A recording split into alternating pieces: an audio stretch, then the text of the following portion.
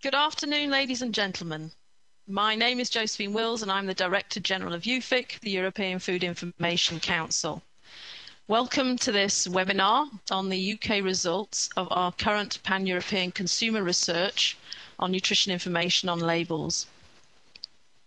EUFIC's been conducting consumer research about nutrition labelling since 2004, and we've published these results in peer-reviewed journals, Public Health Nutrition, Journal of Public Health, and these publications can be found on EUFIC's website, eufic.org.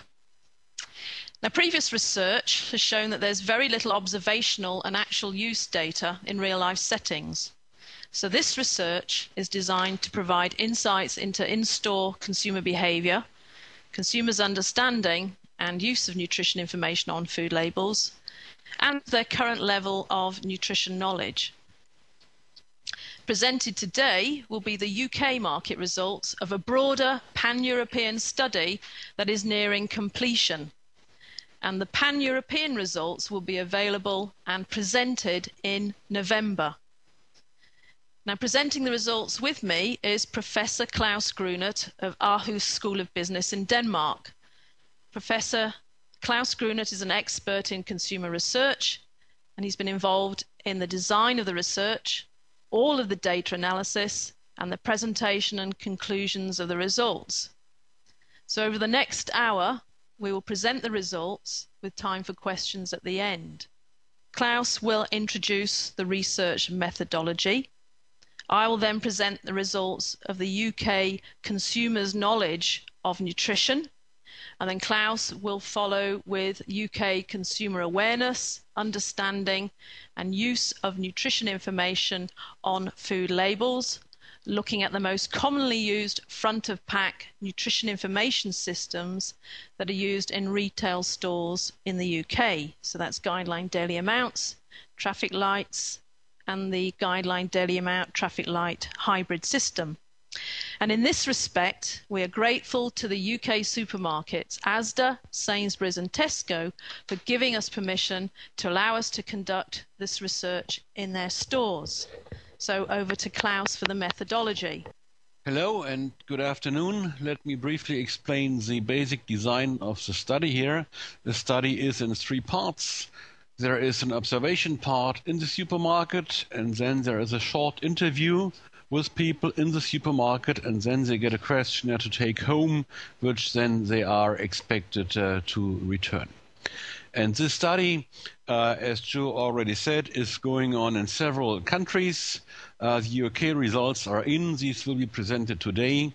And the results from Sweden, France, Poland, Hungary, and Germany will be available in the beginning of November.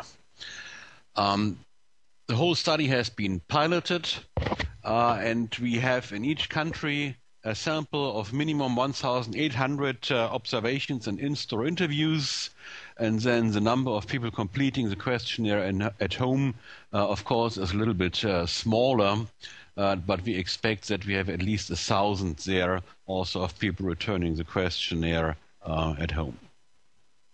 The whole study is done with regard to 6 selected product categories: salty snacks, breakfast cereals, soft drinks, ready meals, yogurts, and confectionery. The observational part took place at the aisles for these 6 product categories, and the aim of the observational part was to find out whether people look at the food label when shopping in these categories, how long they look, and also whether they look at the front or whether they look elsewhere on the package. Then, if people did buy a product, they were approached by an interviewer and they were asked with regard to the first product that they had bought in that particular aisle, whether they looked for any nutrition information on that product. And if people said yes, they were also asked what kind of information, if they remember the information, and they were asked to point out on the package where they did find that information. And then there were some additional questions regarding use of nutrition information generally, some nutritional knowledge questions, and, as I said, the invitation to take another questionnaire home. The in-home questionnaire had three major parts. There was one part on people's nutrition knowledge. Then there was a part on people's awareness, understanding, use of labeling systems, with an emphasis on the major systems in use on the UK market, namely traffic light systems and GDA systems. And then, of course, there was a section with background variables, including demographics, interest, healthy eating, lifestyle, and a number of other things. If we look first at the composition of the sample, we can see here how the sample was split over 3 cities and 3 retailers. So we have a roughly equal split between London, Manchester, and Birmingham, and between the 3 retailers, Tesco, Sainsbury, and Asda's. And in each of the cells in this table here, in addition, we have a split regarding the 6 product categories, so that we have an equal split also with regard to the 6 product categories.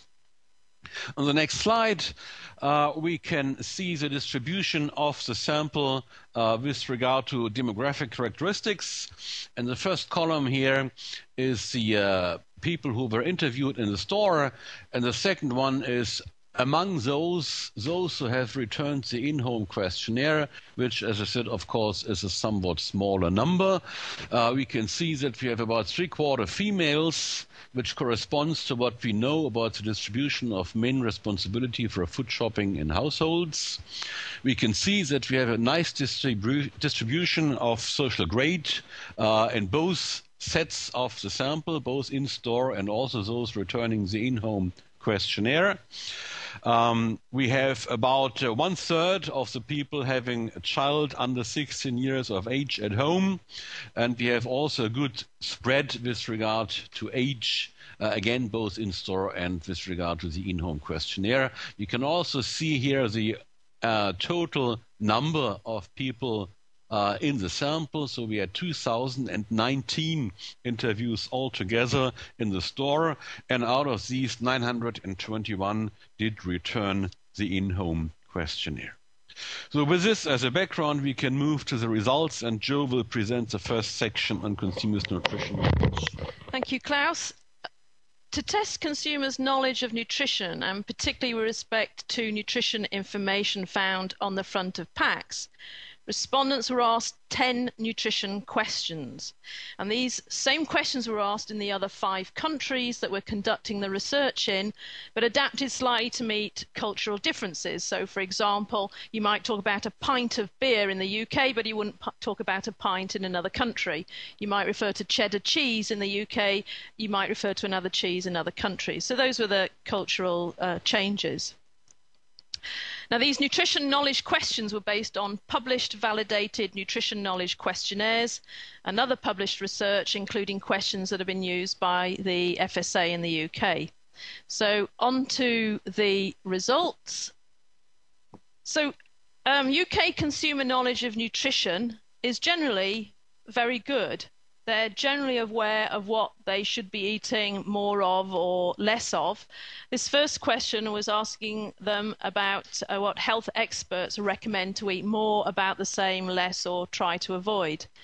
Fiber and whole grain, even omega-3 fatty acids are all quite well understood. Salts better understood than sodium. Monounsaturated fatty acids, polyunsaturated fatty acids are less understood, less than 25%. And over 60% state you should eat less or try to avoid trans fats, and over 90% for saturated fats. So there's some confusion around understanding of fats. They certainly find it difficult to understand monounsaturated fats and polyunsats. The same sort of question, but looking at different food groups now. Well, 96% of consumers know that they should be eating more fruit and vegetables. Starchy foods such as bread, rice, pasta and potatoes are not well understood, with only 5% of respondents answering correctly that they should eat a lot of these types of foods. And over 75% think that they should try to avoid foods that are high in fat and sugar. And these are just, we've just selected some of the answers here. Now this question looked at a range of 18 different foods and drinks and the nutrient levels in those foods. Are they high or low in fat, saturated fat, salt and sugar? So it's 18 different foods and drinks.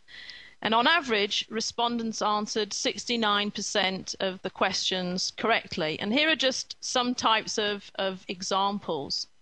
Where answers were obvious, such as the high sugar in chocolate or low sugar in cod, the correct response rate was very high. If we look at something like cheddar cheese, 92% of respondents correctly stated that it's high in fat, but only 52% know that it's also high in salt. Saturated fats were not well understood, with only 25% of respondents being able to correctly state that margarines have low quantities of saturated fats. And then on to questions to do with calories, both calorie needs, calorie contents of food, and using up of calories in activity. So this question asked how many calories per day do you think an average adult needs? And you can see at the box at the side the different options that they had to select from. And the question was asked in store, and exactly the same question was asked in the self-complete in-home questionnaire. Now, less than 50% of consumers answered the question correctly when asked in store. That rose to about 50% in home. The increased number of correct answers to that question from in-store to in-home suggests that they may have had some help with the answer or had longer to reflect at home on what the correct answer might be. It gives us an indication of, when it's self-complete questionnaires, how much are they looking up the answers or getting help with answers. Females are more likely to answer the question correctly. And when they do get the answer wrong, they tend to underestimate the amount of calories they need. They think they need less than 2,000 or 2,500 a day. This question was, what do you think is the maximum amount of salt an average adult should eat in a day? And again, a range of options were provided that they could check. And again, the question was asked in store with the same question in the self-complete in-home questionnaire. And less than 50% of respondents correctly answered the question. And when they got it wrong, they tended to underestimate rather than overestimate the maximum daily salt intake for adults. So they would check either 0 grams or 1 to 3 grams rather than 4 to 6 grams. So their answer is going in the right direction for salt. They are underestimating it rather than overestimating it. And then questions about energy intake. A majority of respondents correctly answered questions about differences in calorie needs between an active man and an active woman, and also differences with age between calorie needs of a 70-year-old man versus a 40-year-old man. So those were high results. Only 65% correctly stated that children's calorie needs are not higher than adults, which means that 35% of respondents think that children need more calories per day than an adult man. So which was quite surprising. So maybe we have there potentially 1/3 of people who are overfeeding children in comparison to the father in the household, which might have some link to childhood obesity. And the question about calories, how many calories do you think an average active adult of 70 kilos in weight burns up during 1 hour of TV watching and during 1 hour of brisk walking? And the majority of consumers tend to underestimate energy expenditure. It's hard to get rid of calories once you have them. Only around 20% got it right. Correct answer for TV viewing was 61 to 100 calories. 77% of respondents thought that fewer calories were burnt off, and similarly for walking, they thought that fewer calories would be used. And then a question on which nutrient has the most calories. As you know, the right answer is fat, and 43% of respondents were correctly able to identify fat as having the most calories gram for gram. When they got it wrong, they stated that either sugar or alcohol were the most calorific nutrients. So together, more respondents incorrectly identified sugar and alcohol, a total of 47%, as the most calorific in comparison to fat, where we had 43% of respondents. The next question was asking how many calories are contained in 8 different foods and drinks, and you have the 8 foods and drinks there. And they were given calorie ranges to choose from. On average, 40% of these calorie-related questions were answered correctly, and over 50% of respondents gave correct answers for most foods. The highest correct answer is for a serving of carrots. That was 75% of respondents. It appears that consumers generally know that vegetables are low in energy. They tended to overestimate the calorie content of alcoholic drinks. Over 60% thought they contain more calories than they actually do. And they underestimate the calories in foods that are perceived as being healthier, such as yogurt. And then looking at the influence of social grade on nutrition knowledge, and there's a significant linear decrease in nutrition knowledge in relation to social grade. The lower the social grade, the lower the nutrition knowledge index. We developed a nutrition knowledge index based on some of the questions so that we can give an overall score that we can then relate to other parameters. And this is something then that we can use to compare between countries, between European countries for this study, and also to use as a potential tracking mechanism as years go on.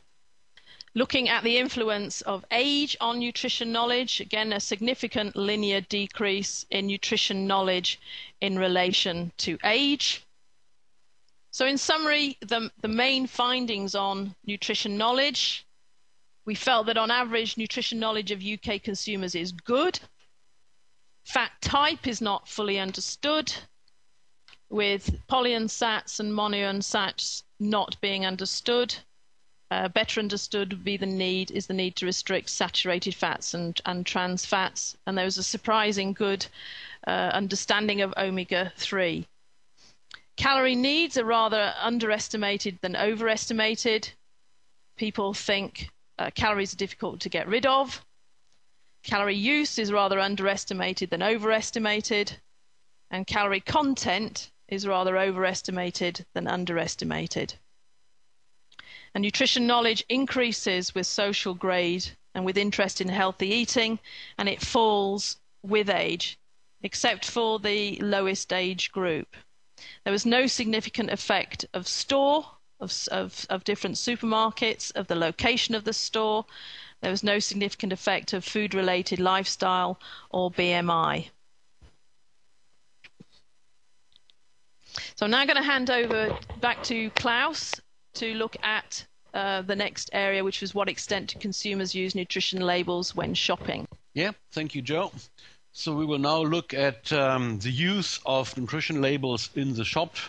And the first thing that I will do is give some background information on the type of shopping that took place in the supermarket.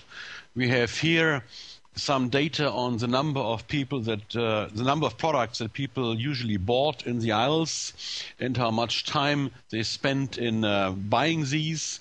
You find that the average time per product bought is about 25 seconds, and this is in line with other studies we have in this category. It is maybe a few seconds higher, but otherwise pretty much in line. Of course, there are differences between product categories. You find that people spend most time buying ready meals, and they spend least time buying carbonated soft drinks with the rest of the product categories in between. We observed people, as I said in the beginning, with regard to whether they looked at the product at all and whether they looked at the front or elsewhere. And we can see on this slide here that for the first product that people looked at, at the aisle that more than 60% looked at the front of the product, and only 11% looked somewhere else on the product, and then the remainder, little over 30%, did not look at the product in detail at all.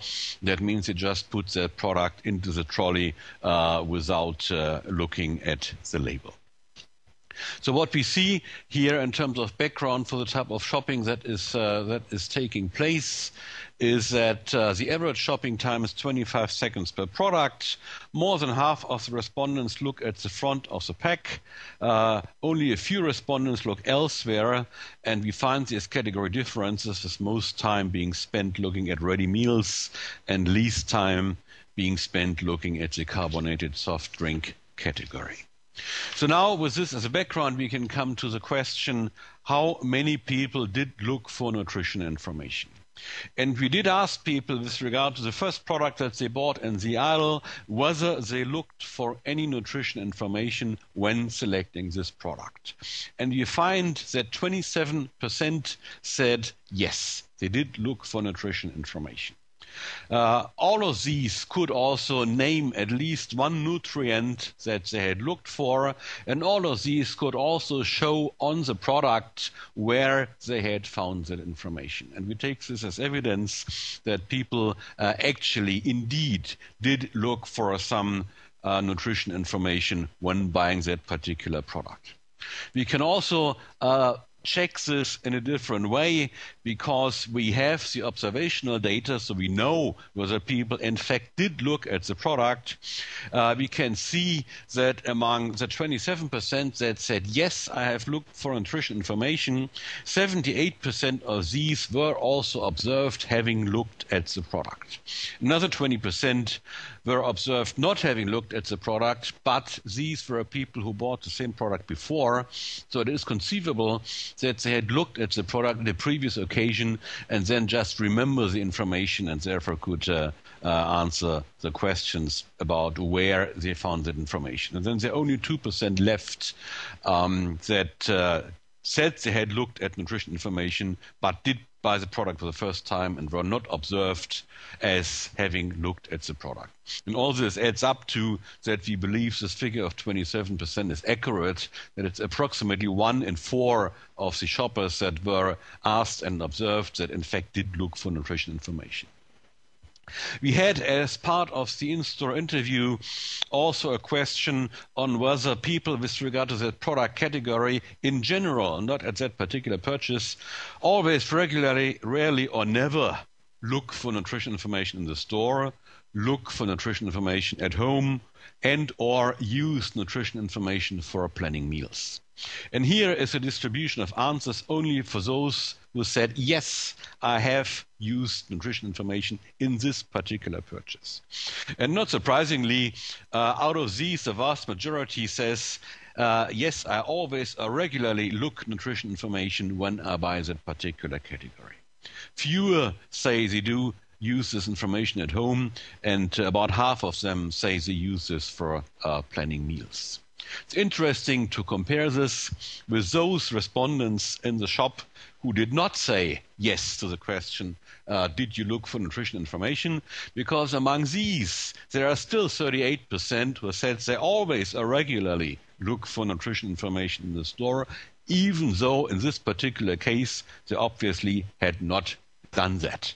And we take this as an example of the type of over-reporting that we find in many other studies that only include this type of question, but where it is not linked to observational data and where it is not linked to any particular concrete purchase. We also find here that of those who did not look for nutrition information, the vast majority of them say they always regularly use that type of information for planning meals. Our interpretation of this is sort of a way out answer, even though they have been sort of found not using nutrition information. In this case here, they say, well, but I use this kind of information nevertheless for planning meals. So our conclusions from this part of the study here, first of all, a central finding is that 27% reported to have looked for nutrition information in connection with a concrete purchase. And as I said, we believe this is a correct figure. And most of these were also observed actually looking at the pack. And if we compare this to the more general question, where about half of the people say that they always regularly look for that type of information when buying the product category, this is a good deal higher, and therefore gives us an indication of the degree of over-reporting that we have been seen in many of the other studies in the area. Now we can look for which type of nutrition information people actually looked for, because we asked them in an open question, what was it you looked for? And the distribution here shows that the number one that people mention is fat, followed by sugar and calories, and then salt, and then it starts dwindling down. Other mentions we have for saturated fat, carbohydrates, fiber, and protein, but these are much smaller numbers. So the important ones, the most frequent ones, fat, sugar, calories, and salt. Then, of course, we asked, where did you find that information on the package?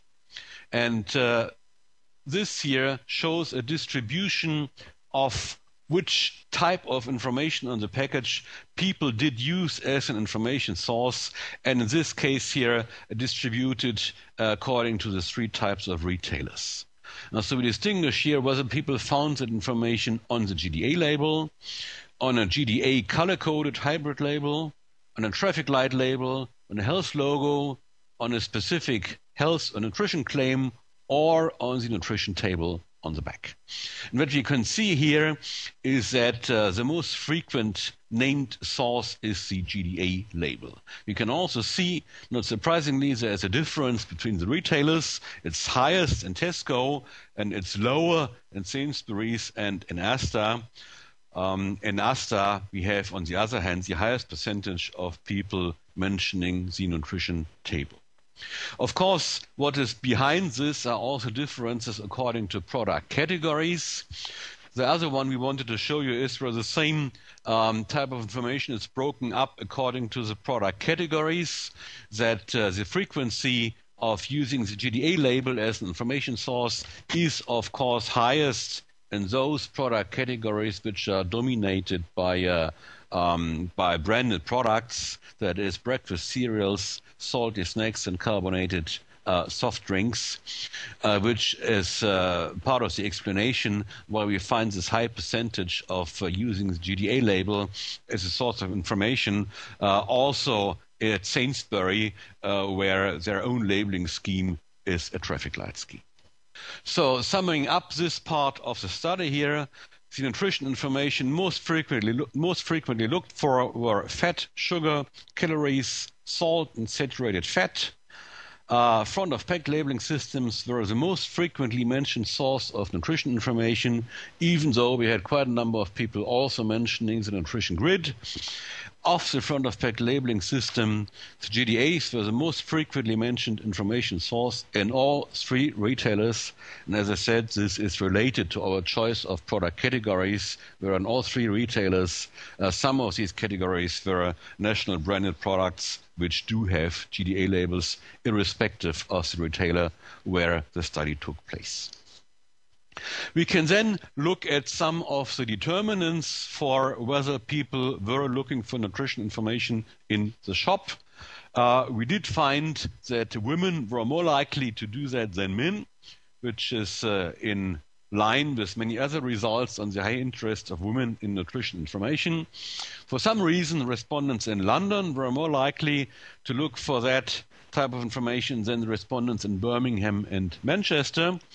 But apart from that, we could not find significant effects of age, social grade, children in the household, BMI, or health problems among family members.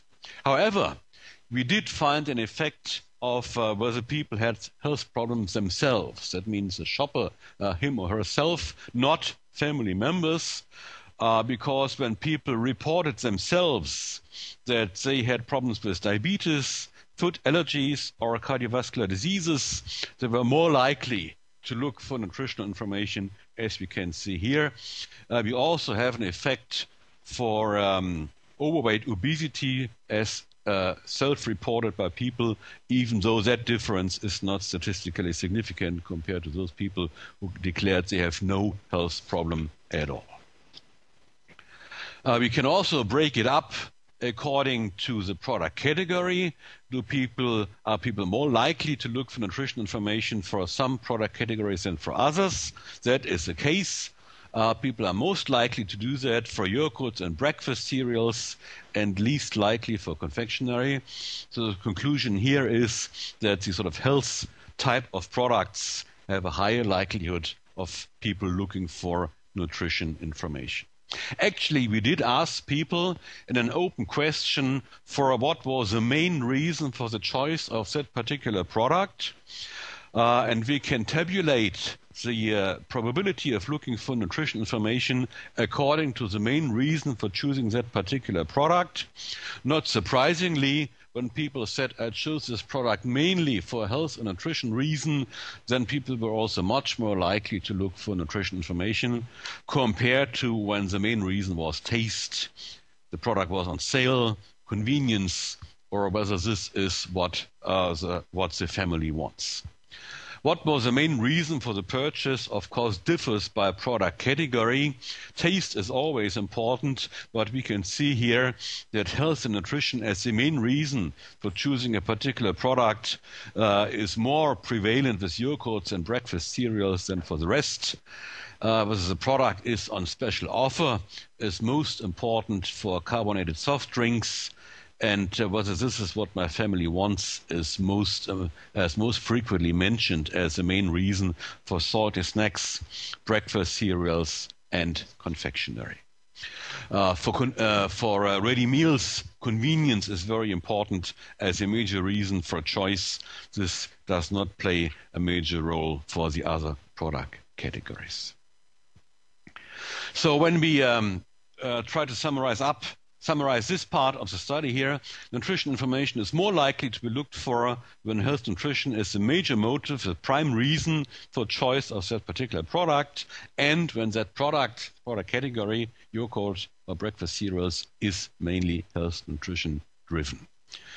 Health and nutrition, as I already said, is the main reason for choice only for yogurt and breakfast cereals, and convenience is the main reason for ready meals.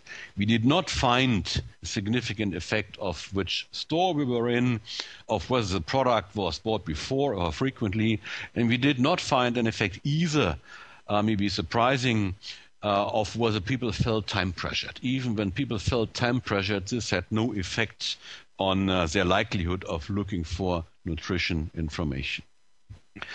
So the next thing then we want to look at is awareness and understanding of front-of-pack labeling systems. And this part of the study is based on the results from the in-home questionnaire that people took home, filled out at home, and then sent back. We asked them for both GDAs and traffic lights whether people had ever heard about them and whether people had ever seen them. And we got very, very high numbers for both systems. For both GDAs and traffic lights, 79% said they had heard of them, and 90% said they had seen a GDA system before, and 82% had seen a traffic light system before. So people are very much aware of both types of label systems. Even though we can look at whether there is any effect of, for example, people's nutritional knowledge or people's age, and even though the base rate is very high, we have some effects here. If people have more nutritional knowledge, then they are more likely to have heard of both labeling systems. Older people are somewhat less likely to have heard about GDAs, and there's also an effect for traffic lights, even though it's not linear, it's only a drop with regard to the highest age category. Not surprisingly, the more people are interested in healthy eating, the more likely they are of having heard about both labeling systems. This is what we can see in this graph over here. And then there are also some, not very big, but still some differences according to at which retailer people were recruited for the study, which we can see here. Shoppers at Asta were a little bit less likely to have heard about both systems. Shoppers at Sainsbury were a little bit more likely to have heard about traffic lights. Shoppers at Tesco would likely have heard about GDAs. That is not so surprising either. So this is a slide about some of the effects here that I have not yet talked about. We have not any relationships between recall for GDAs to gender, on where people have been interviewed, with their children in the household, people's BMI, and people's social grade. And most of that is in the same way also true for traffic lights. We do, as I already said, we have relationships to the store, even though they're not very big. We have a relationship of likelihood for having heard about the two labeling systems to age, to nutritional knowledge, and to interest in healthy eating. So this is about whether people have heard about these systems and have seen them before. So now we can come to the question of whether people understand these labels. And we start with GDA labels. We had a number of test questions where people had to find the right answer to among several possible answers to a question. This case here, in your opinion, which of the following best describes what guideline daily amount means? The correct answer, the guide to the amount of energy and maximum amount of some nutrients a person should be eating in a day. A little bit over 60%, 62% find the right answer here compared to the three other possible answers. Second one here, concerning whether GDA is related to a serving of the food, 100 grams of the food, both or none of these. About half of the respondents get that right, and the rest is more or less evenly distributed among the other possible answers. Then we had a question, if a food label says the average adult guideline daily amount for fat is 70 grams. What do you think this means? It means an average adult should eat no more than 70 grams of fat a day, and almost everybody, 89% of the respondents found the right answer to this one. With regard to traffic lights, we also here had a question of whether they are based on per portion or per 100 grams. Actually, the correct answer in this case here would be that both of that can be the case. That is a difficult thing to realize. You find that the answers here are more or less equally distributed across the four categories, which is an indication of that people were mostly answering by chance here. We then had a question where people were asked for the interpretation of the three colors, where we had the sort of official interpretation of the colors and some alternatives. And the one with the pattern here would be the right answers. What we find here that most people have no problems interpreting the green light correctly.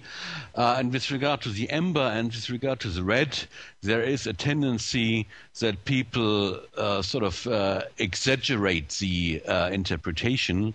With regard to the red, the most frequent answer that people ticked is, I should try not to eat this product. Whereas the correct answer would have been, it's fine to have this product occasionally as a treat. In the same way, there is a similar effect with regard to the amber. Actually, the way the study was done, the idea was we wanted to force respondents to select one of these interpretations for each color. It seems people found that very difficult because many of the respondents ticked several answers, even though that was not the instruction. And that indicates that people found the borderline between these different interpretations, like the black and the gray one here, or the gray and the yellow. People find that borderline a little bit difficult. If we then look at the way people interpret GDA label that is on one particular product. You showed people one product that contained a GDA label, and then asked them which of these here is the correct answer. The correct answer was the product contains 11.7 grams of fat, and that most people got the correct answer here, and you can see the other potential answers in the slide here. And this is for Tesco and Sainsbury shoppers. We had a similar task for the Asda shoppers. The product was a bit different in order to make sure it's a product that Asda shoppers are familiar with. But again, here, most people a little bit lower, but still most people get the right answer here. We also showed people 3 different products from 3 different product categories with 3 GDA labels on them, and then asked people, if you ate 1 serving of each of these products on the same day, would your total intake of sugar be more, equal to, or less than the guideline daily amount of sugar a person should be eating in a day? So that required that people combine the information of 3 labels across product categories in order to come up with the right answer to that question. And the right answer was less. And as we can see here, 75% of the Tesco and Sainsbury shoppers can answer that correctly. Again, the Asda shoppers got a different set, but with the same type of task. Also here again, the percentage of correct answers is lower than for the Tesco and Sainsbury shoppers, but still it's a majority of people. If we do an index of how many times people answered correctly in the interpretation of GDAs and in the interpretation of traffic lights, and relate that to some of the factors that could have an influence here, we find, first of all, an influence of social grade, and we have that for both GDAs and for traffic lights, that the higher the social grade, the more likely people are of getting all the answers correct. And if we plot it against age, you also get similar effects for both concepts here, both for GDAs and for traffic lights. Younger people get more answers correct than older people. The traffic lights, we have some kind of bumps there for the 35 to 44 age category. But generally speaking, for both of the systems, we have an effect where with increasing age, the average number of correct answers falls. So we find that for both GDA and traffic lights, understanding is related to social grade, it's related to age, it's also related to nutrition knowledge, where people who have more nutrition knowledge are more likely, of course, to come up with the right answers. We did not find a relationship between the number of correct answers and in which store people were asked, which city people were asked. There was no gender effect, no effect of children in the household, no effect of BMI, and interestingly enough, not even an effect of interest in healthy eating. If you look at the results for the tasks where people got, in the one case, only 1 label, in the other case, 3 labels, GDA labels, and had to come up with the right answer on the interpretation of these labels, we find that the basic level of understanding here is high. Around 2/3 of respondents could provide the right answer. Also here we have a relationship to age, nutrition knowledge, and social grade, but even in the lower groups, those having lower likelihood of coming up with the right answer, the base probability of coming up with the right answer is still quite high. We can then go one step further and ask, well, if people are asked to use this information for making inferences about the healthiness of a product, what are people able to do there? One thing we did is that we gave people a set of 3 ready meals. On the one set, GDA labels, on the other set, traffic light labels on them, and for the Asda shoppers, the hybrid label on them. And then we asked them which of these products has most salt, which of these is highest in, which of these is lowest calories, which of these has the highest GDA of sugar, and so on. And as we can see here in this slide here, the majority of the people, very high percentages, are able to answer that type of question correctly. If we go to the real health inference, then we ask people for these three products to rank them according to healthiness. We find here that by far most people could rank these three ready meals correctly in terms of healthiness. That is independent of the label format that is being used, no matter whether it's the Tesco GDA label, the Sainsbury traffic light label, or the Asta hybrid label. In all of these cases, the overall percentage of people coming up with the correct answers is very, very high. We ask then people, in arriving at their answer about which product is healthiest and which is second healthiest and which is least healthy, which information did you use? And the most frequently mentioned one here is fat, followed by calories and salt, and then saturates and then sugar. So the most important ones here, the most frequently mentioned ones here at least, are fat and calories. We will also see that supported by another part of the analysis that I will come to in a moment. However, we also ask people, and a more general question, when you want to form a judgment about the healthiness of a product, which information do you use? What we find here, that the real top scorer is actually not the information about nutrients, but the real top scorer is whether the product is fresh and not processed. But then we have very close to that. We have nutrients that are good for you. We have low in calories. We have low levels of nutrients that are not good for you. But then in between these, we have another one which is different, namely whether the product has no preservatives, artificial flavors, or colors. So what this shows here, that people also find other information not related to key nutrients of importance when forming opinions about the overall healthiness of a product. We then showed people a number of labels and asked them which of these products is healthier. Now here we have pairs of labels for GDAs, for traffic lights, for the hybrid system, and they were constructed in such a way that one of the product was clearly healthier. That means it was better on some and not worse on some of the other nutrients. So it was a task that was not ambivalent. It did not require a weighting of the nutrients. And with that type of a task, by far most of the respondents can come up with the right answer. And again, that is largely independent of the label format that is being tested. It gets a bit different when we give people three labels and when there is no longer a clear best choice among those three. In this case here, the product that most of the people regard as the healthiest or ranked as the healthiest here is a product that has lower calories and that has lower fat, even though the product was higher in salt.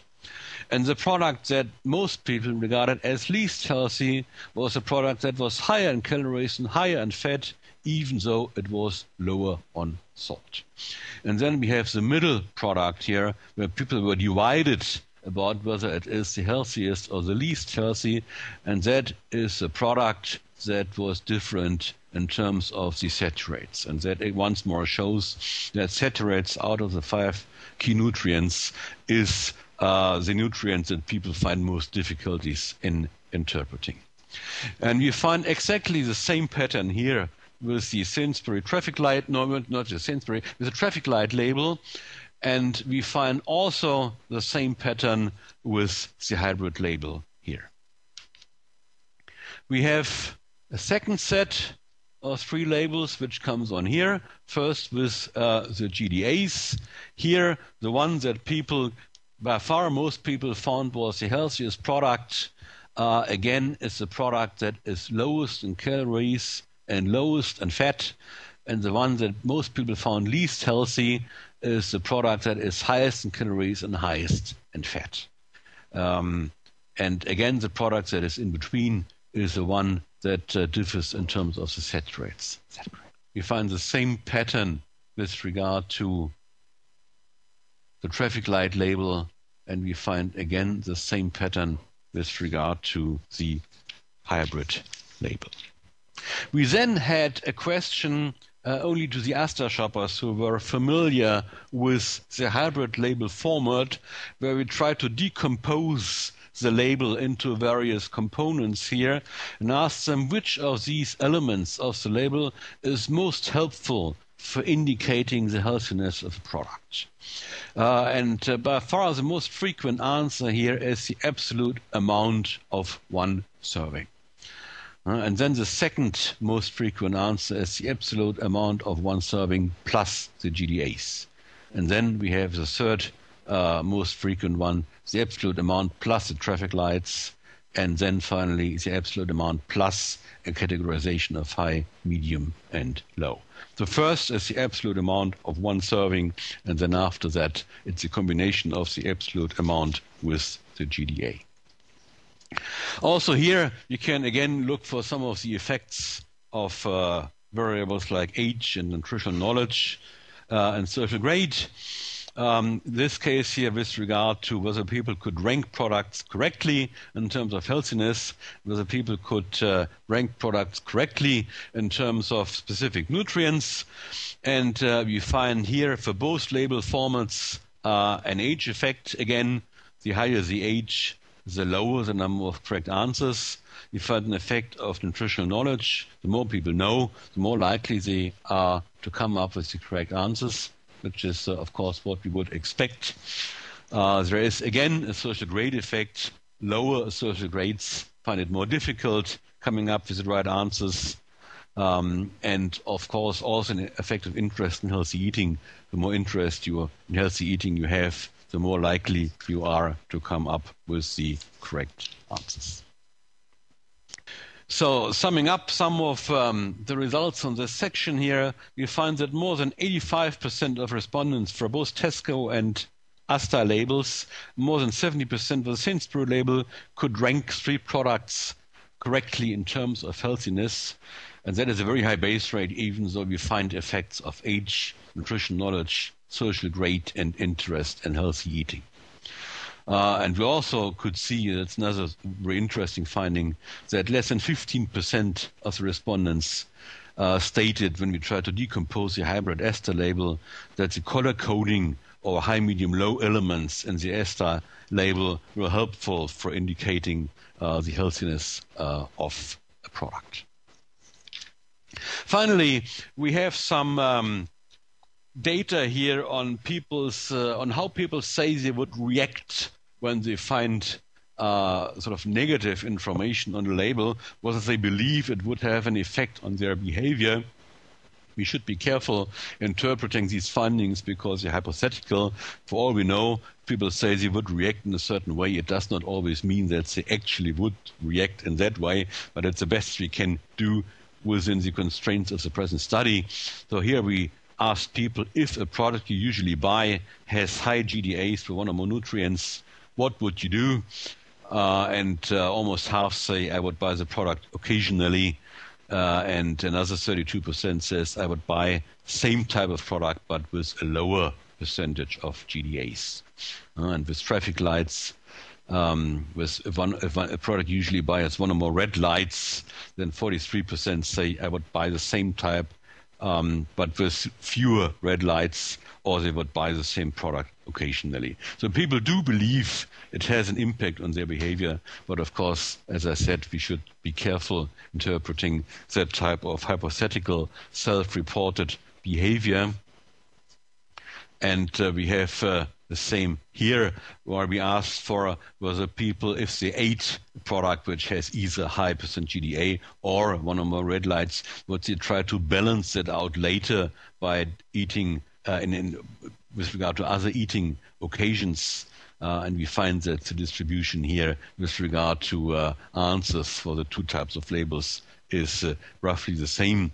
Around 50% of the respondents state that they would be very to fairly likely to balance these foods out by eating something else on different occasions. So this takes us through the results that we wanted to present. If we try to come up with some key conclusions here, first of all, with regard to nutritional knowledge, we found that people in the UK actually have quite good knowledge about expert recommendations. If they err with regard to expert recommendations, it's sort of on the strict side. They have a tendency to exaggerate with regard to foods that they believe should be completely avoided. People also have a reasonable command of calories.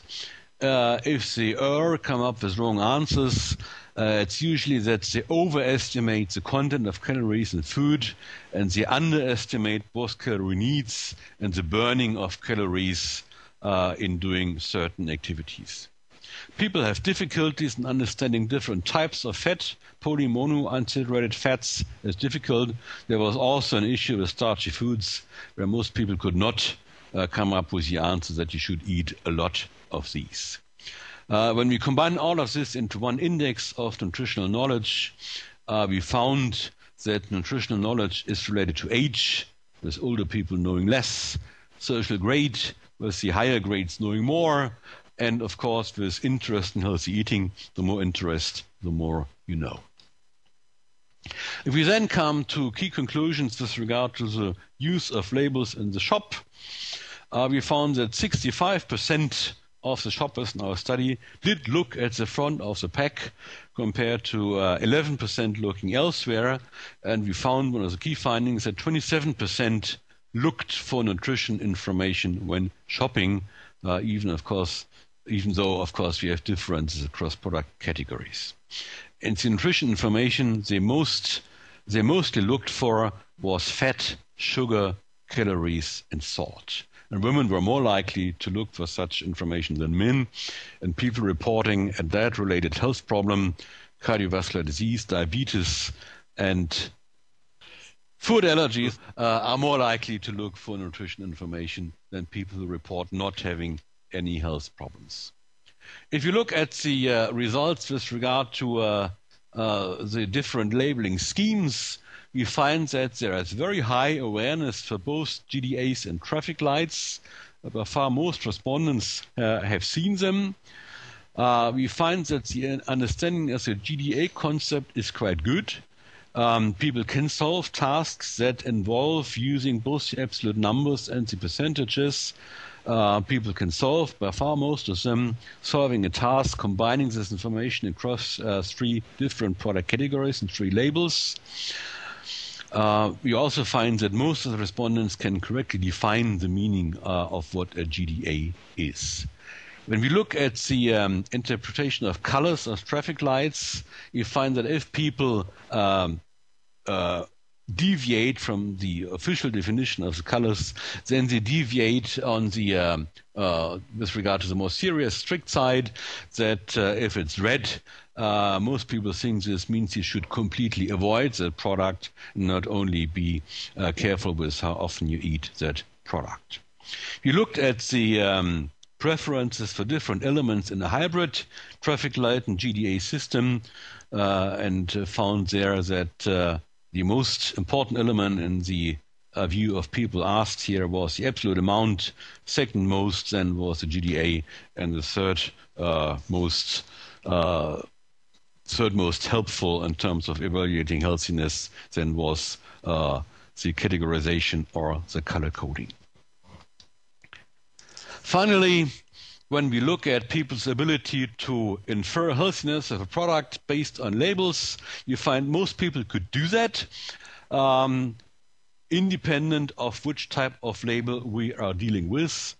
And it seems that fat and calories are the most important pieces of information used by people in trying to make up a judgment about the overall healthiness of a product among the nutrients that people could get information about. We had some questions about behavioral response when people are confronted with a product that they usually buy and eat, but that has either high GDAs or red traffic lights. Many people say they would adapt their behavior, even though, as I said, we should be careful in interpreting that type of information. When we look at relationships with nutritional knowledge, age, and social grade, we do find relationships there that younger people, people more knowledgeable, people with higher social grades are both more aware, better able to understand, and better able to make correct health inferences, even though with regard to awareness and especially also the ability to make health inferences, we find that a large proportion of the people are able to come up with the correct answers.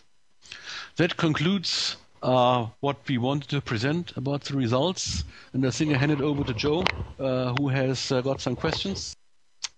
Question is the population sample representative? So I'll hand over to Klaus to answer that one. The population sample is a random sample which is constrained by that people buy these 6 categories of products and by the 3 retail chains that were selected. Within these constraints, the instruction was to interviews to get a broad selection of people as possible, and I showed you the distribution of demographics in the beginning of the presentation, which showed that there was a very good spread of with regard to social grade, with regard to different age groups. There was the right distribution with regard to gender.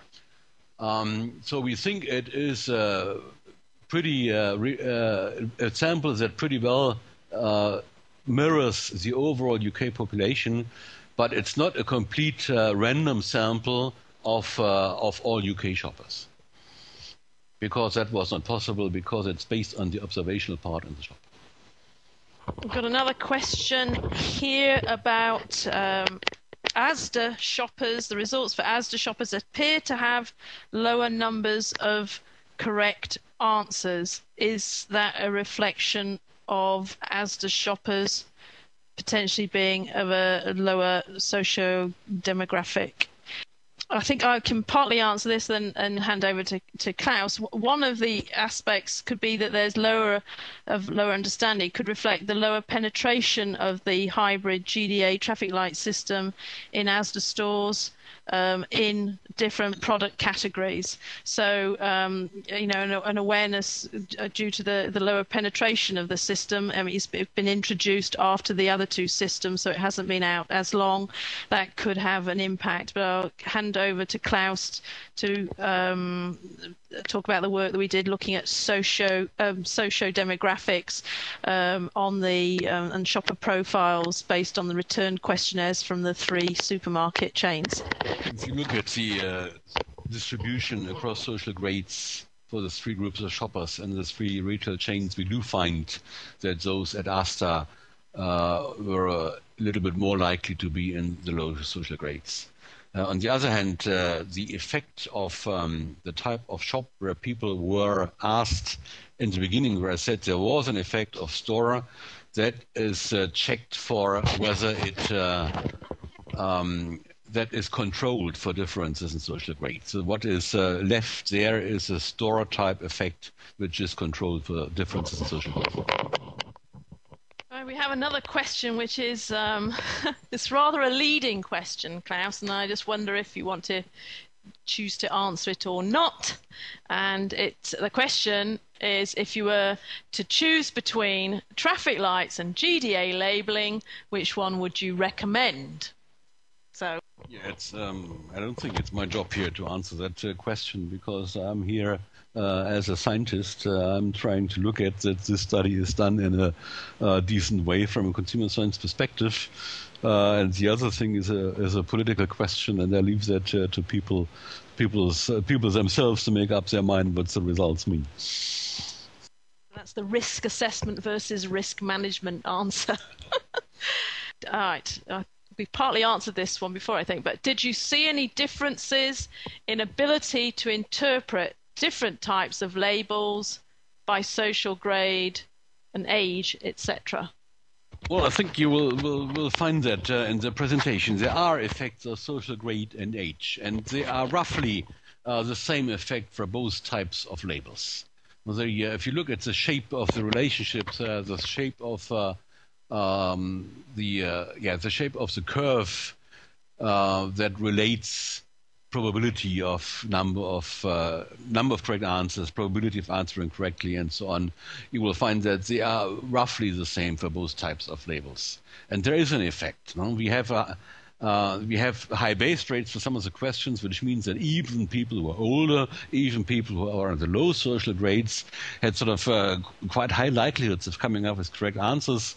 But of course, it does not mean that there is not any effect. There is an effect that people with low social grades, older people, people with less nutritional knowledge, in most of the cases, were less likely to come up with the correct answer, had less average number of correct answers. Yeah. Okay, we have another question, which was, what was the rationale for conducting the research? Okay, the rationale behind this research was that around about between May and September 2006, we compiled a review of research on consumer response to nutrition information on food labels in Europe from 2003 to 2006. And we did that with Klaus again, and Klaus prepared the report and we published that last year in the Journal of Public Health. And one of the key findings from that review was the lack of insights in how labelling information is used in a real-world shopping situation and how it actually impacts on consumers' dietary patterns. And we wanted to see what people actually do rather than what they say they do. And understanding on-pack nutrition information in isolation is very different from understanding what it means in the context of a weekly shopping excursion or proposing a balanced diet. So this research therefore addresses this need, and also the fact that it is pan-European research. We are going to be able to compare both nutrition knowledge of consumers in different European countries, as well as looking at different nutrition labeling systems. There was a question. I said that responses to questions regarding behavior change must be looked carefully. How could this be better investigated? I think it's important to combine data like this one here with data on people's actual shopping behavior. And the best way of doing this would be to look at the sales data of supermarkets, the type of data that comes from the scanners at the cashiers, and relate this to information about the shoppers that would be available from things like club cards. And that type of research is on its way. There is research funded by the European Commission that will look at that, but that is research that is sometime in the future, and there are no results yet, and we will not have any results before some time in the future. Question here. Coming back to the question GDA versus traffic lights, according to the graphs you have shown, the percentage correct answers for all age groups, socioeconomic classes, etc., were higher when GDAs were used than traffic lights. Is this a clue to decide for one or the other? Not sure which graph you actually are referring to. If this is the graph about the number of correct answers, then the absolute numbers are not comparable between the two formats, because the question obviously was the same, and we had to deal with these multiple answer questions with regard to traffic lights. The absolute numbers are not comparable. Apart from that, I'm not sure which graph you are referring to. There was also a question here, was there any signs that consumers were confused by having multiple different labeling types and different retailers in the UK? This is not something we have looked at. Yeah, there is a comment here regarding the behavior change question. Don't fully agree because sales data are influenced by many more factors, price, placing, etc. Correct. But it would not be a problem correcting for that. One should do an analysis where we explain the purchase probability of products by a number of factors. The label would be one. The price, whether there was a promotion, shelf placement, and so on, would be other ones. We could control for all that. The retail chains do have the information and could isolate the effect of the label. Now, that is doable. It just has not been done. Just coming back to the question that was about, could they be confused, consumers confused by different systems?